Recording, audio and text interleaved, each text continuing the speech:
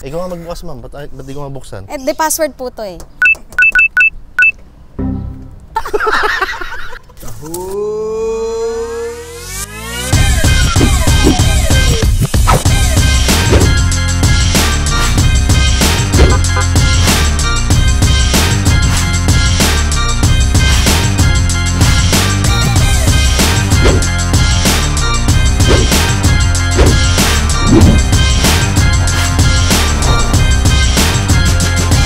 Kapag sinabing pogi o maganda, isa ang lugar ng Cavite sa mga una nating naiisip. Kayo rin ba? O baka taga Cavite ka, comment mo na rito kung pogi ka o maganda ka. And Cavite ako. Taga Cavite ka? Taga Valenzuela tayo. Valenzuela tayo. And speaking of pogi at maganda, mukhang feeling ko makakakita tayo ngayon ng isang poging minivan at isang magandang minivan owner. Kaya wag natin patagalin. Puntahan natin siya. Pakinggan natin ang kanilang buhay minivan story. Come on! Hello po, ma'am. Okay, hello po. Okay lang po ba? Okay na po. Kausapin ko po kayo. Pwede ba itiklop to? Baka masundot yung mata natin. Pwede po. Una sa lahat ay maaari ko bang malaman kung ano po ang pangalan po ninyo? Ice. Ako po si Ice. Ice. Opo. Ice ka Maraming lang? Tama na po yun. Ice lang? Ice ka lang? Ice na ice. Ice na ice naman. And ma'am, nabanggit ko nga dito sa Cavite, sabi ko, pag sinabi yung lugar na Cavite, ang kadalasan naiisip, pogi tsaka maganda. Oo. Dadagdagan natin yan. Ayan. Sabi ko nga, makakakita kami ngayon ng poging minivan tsaka magandang minivan owner. Salamat naman. Kita mo na. Pinakauna na gusto kong tinatanong sa mga na-feature namin dito sa Buhay Minivan, paano mo nakilala ang minivan? Saan ka nagsimula? Paano ka nahilig? At bakit ka umabot sa punto na gusto kong bumili ng minivan? Nag-start po ako ng pa-browse-browse lang ako. Kumbaga, nagbi-business na kasi talaga ako ng taho since 2020. Pandemic time, nagbi-business na ako ng taho. Pero hindi parang deliver lang kami. Hindi pa talaga kami more on events. Hindi pa namin pinapasok yung events. Pero nung nagkakaroon na kasi ako ng mga inquiries na baka meron kayong events, ganyan, hindi ko sila mapagbigyan. Laging hindi ko mapagbigyan kasi hindi ko siya kayang i-deliver nang mag-charge ako ng malaki dahil sasakay ko sa mga Lalamove or kung ano mang career. Masyadong malaki. Kaya parang nag-start lang ako, browse lang. Hanggang sa nung nakita ko na yung talyer nila Sir Boy. Parang nahumaling na ako, ang daming mga minivan. Sabi ko, parang eto na, this is it for me. So ma'am, nung nakahiligan mo na siya, nung parang ang dating nga, parang na-inlove ka na bigla sa minivan. Love at first sight. Ano yung ginawa mo para, kumbaga, syempre hindi ka naman liligawan ng minivan para makilala mo siya. So ano ang ginawa mo para makilala mo yung minivan at mahanap mo yung minivan na gusto mo? Ang una, syempre, ini-stock ko lagi ang mga minivan. Yun ang mga ano ko, lagi ko tinitingnan. Ano ba yung meron dito? Ano yung difference niya sa ganito? Ano yung difference niya sa ganyan? Ang laging lumalabas, pag eto yung gamit mo, tinitingnan ko yung mga comments, tipid sa gas. Pag parang sabi ko, okay to parang yun pa lang kumbaga sa cellphone, matagal yung battery. Parang ganun siya eh di pwede na. Okay na sa akin to. Basta maidali niya yung taho ko kung saan ko siya dapat madala. In the most convenient way. Di go na. Tapos nung tiningnan ko yung ano niya, pwedeng itupi sa loob. Ilang balding taho ang nasasakay ko dito. Ilang magtataho na rin ang nasasakay ko dito. May pangalan ba tong minivan mo? Yes! Anong pangalan? The name is Kid. Kid? Yeah, kasi ang name ng business namin, Taho Kids. Taho so, Kids. Okay. Hango. Yung bang taho nyo, may yellow o yung typical na mainit na taho? Hot taho. Typical hot taho. na yung classic kasi na taho. Kasi kung may yellow, ice taho. Ice? Pwede, no? Kasi ba't di mo gamitin yun? Ice naman pangalan ice mo. Taho. Diba? Ice taho. Chill. Pero ma'am, ito, si Kid. Si Kid po. Gaano nakatagal sa inyo si Kid? Si Kid po, malapit na mag-birthday. Kinuha ko siya February last year. 2023. So, sa February... Ito, 2024. Ngayon pa lang dadating. Mag 1 year old na siya ngayong dadating na February. Okay. Anong mismong date ng February? Feb 17. Ayun, 17. Kanyang birthday. Ano pala ang tawag di? Anong model to? Anong klase? DA17V. So pinag-isipan namin kung van ba or wagon. Pero dahil sa priority ko nga is business, van na lang sabi ko. Kasi ang wagon kasi parang hindi mo siya talaga ma-flat ng todo yung super likod Which is parang hindi ko siya magagamit sa ganong extent. Kaya parang sabi ko, okay na rin naman kahit van, maisasakay ko pa rin naman ng maayos yung mga anak ko pag maalis kami. Hindi pa lang namin siya nasubukan i-travel ng malayo. So hanggang saan lang? Ang pinakamalayo ko na dito, Antipolo. Kumusta naman nung inakyat mo? Hindi. Actually, naiakit ko na to ng Talisay. Mas mataas yun? Opo. Oo. Parang mas kumusta? mas medyo nung siguro mga wala pa siyang 1 month, doon ko siya binrake. Oo, kasi parang nagtaho kami sa skateboarding competition. So sa loob ng isang taon, ma'am, ano na mga napagawa mo rito? Nakapagpa-change oil ka na ba? Opo, katatapos lang niya mag-change. Katatapos lang. Akala ko ba yung kwento mo kanina parang hindi ka pa nagpapa-change oil? Yun ang sabi ng daddy ko, ba't hindi ka pa, kinat mo ko agad eh. Oo. Sabi niya, ba't di ka, mag-iisang taon ka na, isang beses ka pa nag-change oil. Ora-orada, Pa-change oil ka agad. Ora-orada, pina-change oil ko agad. Kasi, syempre, sobrang loves na loves ko to. Kaya, sabi ko kay Sir Boy, schedule mo na ako agad, ganyan. So ma'am, pwede ba nating igutan lang? Ngayon, pwede ko bang itanong kung anong kulay ang tawag dito? Sa LTO, cream ang nakalagay. Cream ang nakalagay. Pero para sa puso ko, beige yan. Beige. Opo, kakulay po ng soya milk. Oo nga. Oo nga. Siyempre, everything has to be incorporated with our business, di ba? Oh yes, of course. Why not? Choknat. So, ang nakikita ko rito ay ito, parang original look itong dashboard. Although opo. medyo parang anong ginawa nyo rito, ma'am? Parang shiny yung... Opo, parang ginlossy yan ni Oh, parang may cutics no? Opo. Parang nilagyan ng cutics para medyo Akala yata nila mahilig ako mag-polish-polish dahil girl lalo ako. Oh, para medyo kikay. Medyo Yeah, kikay. tama po. Kikay kid. Kikay, No? Kikay Kid? Oo, kikay kid. Gusto mo yun? Medyo. Ayan, so the usual, maayos naman, maganda itsura at ayan, yung kulay ng kanyang upholstery ay bagay sa kulay ng... Yan talaga yung pinili ko. Hindi, doon pumapasok yung ma'am, no? Yung kung ano talaga yung gusto mo. Diba, kahit na ano pa sabihin ng iba na dumihin o kung ano man, lalo minivan, ang daming sasabi, sirain, problema, sakit sa ulo. Opo. Diba? Ay, mga nagsasabi po nun walang minivan. Totoo yun. Oh, kita mo, alam niya na. Alam niya na. Oh, ito. Ito yung gitna. Isang malaking upuan sa gitna dahil nga DA17V, maayos, maluwag. Yung ceiling ay parang original pero yung itim na version. Opo. Tapos bakit kayo may sampayan dito? At pinalagay po ng daddy ko kasi laging pag naglalaba ko, diyan ko po sinasampay yung mga iba kong damit. May minivan ka na, may dryer ka pa. All in one! Oh, Well, that's hindi my nga. baby. Pero totoo yun? Opo, dito namin sinasampay yung iba. Oh. Pag dito travel ko yung mga labahan ko, yan na din. Siya na din yun. Ang galing. Yan talagang multipurpose talaga. Okay, dito tayo sa likod. Nakita ko po si Caramelo eh. May sensor din po yan. Meron din. Talaga ito. Yung mga taga Cavite talaga, pinagtitripan ako palagi. Taga Cavite rin yun, ma'am. Ikaw nga magbukas, ma'am. Ba't di ko mabuksan? The password po to eh.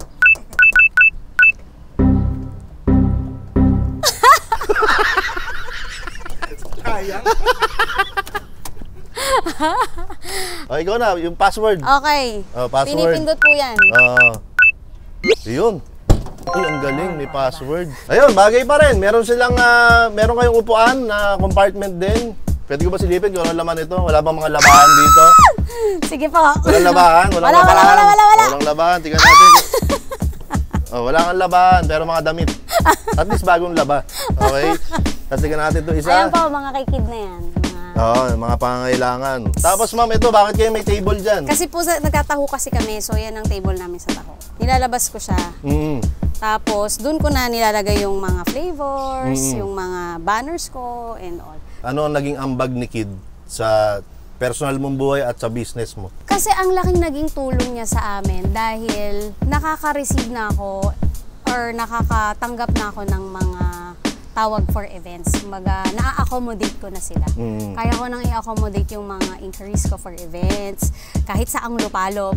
And ang maganda niyan, dahil nga sa sobrang tipid neto, kapag mga within the area, hindi ko na sila na-charge ng transpo. Kumbaga, fini-free ko na yung transpo kapag Bacoor lang, kapag Imus lang, yung mga nearby areas lang dito.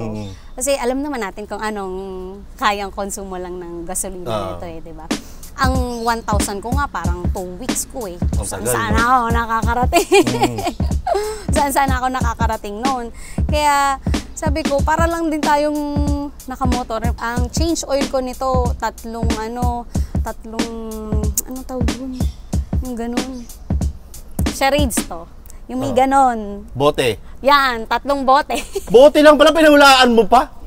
Akala ko naman kung ano yung... Bote. Akala ko lampara. Hindi, 3 boteng 3 boteng oil. Pamilya, kamusta, paano nyo nagagamit sa pamilya? Sa pamilya ko, yung mga anak ko lagi nag-aaway kasi gusto nila lagi silang... Ang isip ko, hindi sila mag-aaway kasi malaki yung space nila eh. Dalawa sila. Isa sa likod, tsaka isa sa gitna. So, kaso ang gusto nila, pareho sila nasa harapan. So, paano ko siya susolusyonan? Diba? So, anong ginawa mo? Kaya kailangan bigayan lang talaga.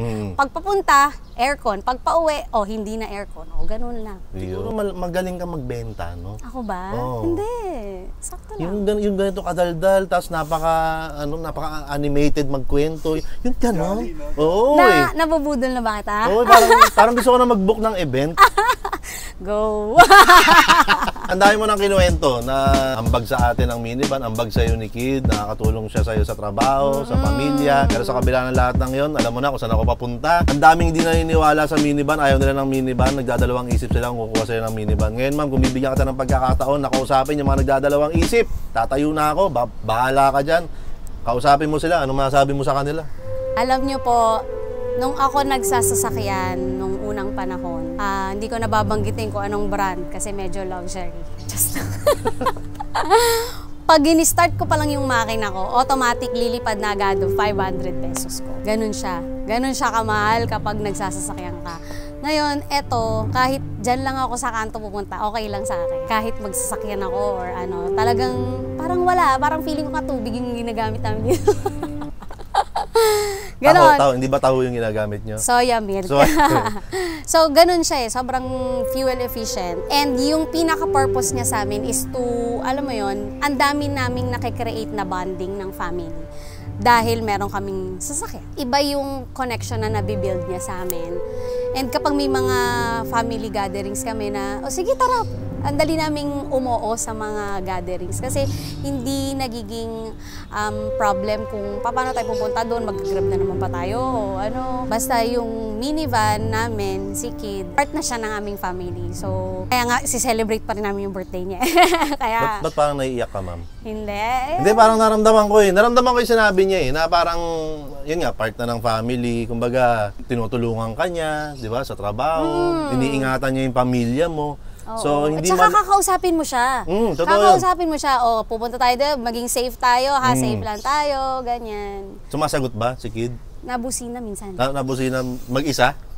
Pipindot ako siya. Pipindot ka, okay. Baka mamaya kasi may mga nanonood na baka interesado sila doon sa business mo. Ay, oo. Baka may Thank you so nanonood. much naman. Hindi. Dahil dyan, na-plug. Ayan, sige, i-promote mo. Ano ba yung business mo? Hey, kami po ay nagtitinda po ng taho, no? So, we are selling taho and soya milk. We are also open for events po. Kung meron kayong mga events and gusto nyo po ng services ng taho, just contact us, Taho Kids. Ang mga legit na batang taho. Okay. Facebook, Taho Kids.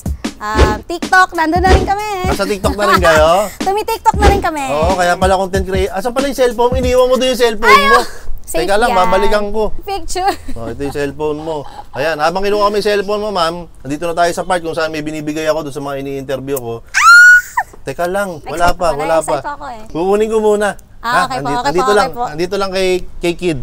Totoo pala na yung mga kabite niya, maganda talaga. Totoo daw ba? Oo. Totoo ba yung sinasabi nila? Ewan ko. Sabi ni... Saka pogi. Hindi ka taga Valenzuela tayo. Valenzuela tayo. Kabihira ka. Ito ma'am, ang tawag dito sa mga ganitong content na ginagawa natin ay Buhay Minivan. Buhay Minivan. Okay, yes. So naglabas kami ng t-shirt na gano'n, Buhay Minivan na t-shirt. Saya, may t-shirt. At ito yung Buhay Minivan exclusive na t-shirt. Exclusive lang tong t-shirt na to. Exclusive lang tong t-shirt na to sa mga na-feature sa Buhay Minivan. Okay? My heart is so full. Okay lang po, ma'am. Ayan, sa inyo po yan, ma'am. Oversize lang. Hindi po, masaya po ako Actually, extra small namin. Okay? Buhay Minivan exclusive. Available po sa Lazada, Shopee, TikTok. Yes! Yung Buhay Minivan lang. Yung Buhay Minivan exclusive ay para lang po sa mga na-feature sa Buhay Minivan. Okay? Tapos pahabol pa ma'am, ito maliit lang na hanging diffuser galing sa Isa Sense. Mabibili ito sa Isa Shop. Ma-share ko lang no, sa mga nanonood. Biglaan lang. Buti pumayag si Ma'am Ice na mapagbigyan tayo. Marungis si Kid. Napagbigyan kami na maisama siya sa Buhay Minivan na episode na to. Maraming salamat po. Opo, big fan po kami. Naku, maraming salamat po. Maraming salamat po. Kaya hindi namin tatanggihan si Mayor. Ay, naku, salamat po, salamat. Okay, mula rito sa isang napakagandang lugar dito sa Bacoor, Cavite. Kasama natin si Ma'am Ice. Siyempre, nandito rin si Kid. Ang masasabi lang namin sa inyo ay huwag kang bibili ng minivan! Ayan, ma'am. Tatango-tango akong konting ganyan. Parang sa news, di ba? Pagkatapos nung ano.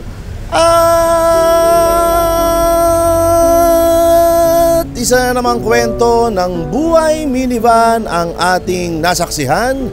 Ngayon nga ay narinig natin ang Buhay Minivan story ni Ice at ng kanyang minivan na si Kid. Nakakatuwa itong episode na ito dahil nakita naman natin na sobrang masayahin si Ice. Kaya masarap siyang kakwentuhan at masarap siyang kausap. At syempre pinatikim niya rin sa amin yung kanyang tinitinda na taho na masarap din. Kaya okay na okay talaga yung episode ngayon. At bukod dun sa masarap kakwentuhan, masarap kasama at masarap ang taho. Masarap din ang mga experience niya kasama ang kanyang minivan na si Kid. Yan, kita nyo naman, gamit na gamit si Kid sa kanyang taho business. So isa na naman patunay na talagang pag may minivan ka, ang dami mong pwedeng gawin. Hindi rin natin basta pwedeng sabihin na basta na lang siya bumili ng minivan niya, na kung ano lang yung makita niya, yun na. Yun nga, sabi niya, naging stalker siya ng mga minivan. Kumbaga pag may nakikita siyang minivan, tinitignan niya, inaaral niya. Yung getting to know each other stage ni Ice sa minivan, talagang medyo matagal-tagal at marami-raming minivan ang kanyang inaral at kinilala bago niya napagdesisyonan na makuha ang kanyang minivan na si Kid. Yun naman yung isa nakakatuwa sa mga episode natin ng Buhay Minivan. Karamihan ng mga nai-interview natin talagang multi-purpose yung kanyang minivan. Katulad nung kay Ice na nagagamit niya sa kanyang trabaho, sa kanyang negosyo, sa kanyang pinagkakakitaan. Kumbaga, suportado ng minivan yung kanyang kabuhayan. At hindi lang yun. Siyempre, pagkagamit mo sa trabaho, magagamit mo rin yan sa iyong pamilya. Ayan. At ang pinaka-importante sa lahat, siya mismo sa sarili niya, happy siya sa kanyang minivan.